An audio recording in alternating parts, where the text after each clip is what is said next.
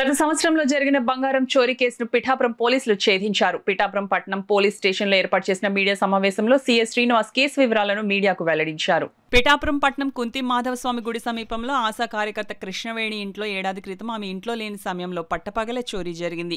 ఈ చోరీలో ఇంట్లోని 80 గ్రాముల బంగారాన్ని దొంగలు దోచుకున్నారు. కృష్ణవేణి ఫిర్యాదు మేరకు పిఠాపురం పోలీసులు కేసు నమోదు చేసి దర్యాప్తు చేపట్టారు. నిందితులను అరెస్ట్ చేసి చోరీ సొత్తును స్వాధీనపరుచుకున్నారు. ఈ సందర్భంగా రికవరీ చేసిన 2 గొలుసులు, 2 ఉంగరాలు, 4 గాజులను Pithapuram circle inspector Srinivas, town SI Manikumar చేతుల మీదుగా కృష్ణవేణికి అందజేశారు. ఈ సందర్భంగా పిఠాపురం పోలీసులకు కృష్ణవేణి కుటుంబ సభ్యులు ధన్యవాదాలు తెలియజేశారు.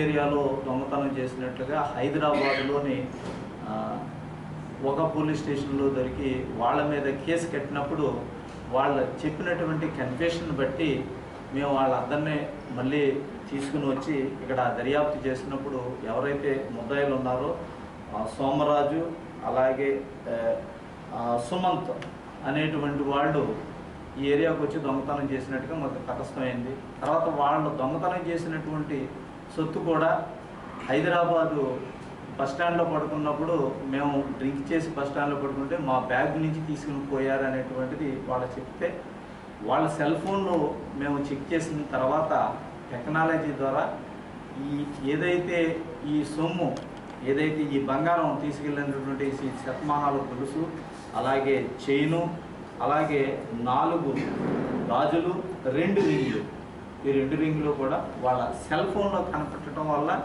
మా దర్యాప్తులోని అవన్నీ కూడా రికవరీ చేసి కేసు మనం ఛార్జ్షీట్ ఫైల్ చేయడం తర్వాత ఆ ప్రాపర్టీని అందా సరే ఒక లాయర్ గారి ద్వారా ఆ ప్రాపర్టీ రిటర్న్స్ చేసుకుని ఇవాళ ఆమె చాలా ఆనందంగా అంటే మన గవర్నమెంట్ హాస్పిటల్లో పనిచేస్తున్నటువంటి ఆశా వర్కర్ గారు ఆవిడికి అప్పగించడానికి మీ అందరి సమక్షంలో చెప్పడం అనేటువంటిది జరుగుతుంది.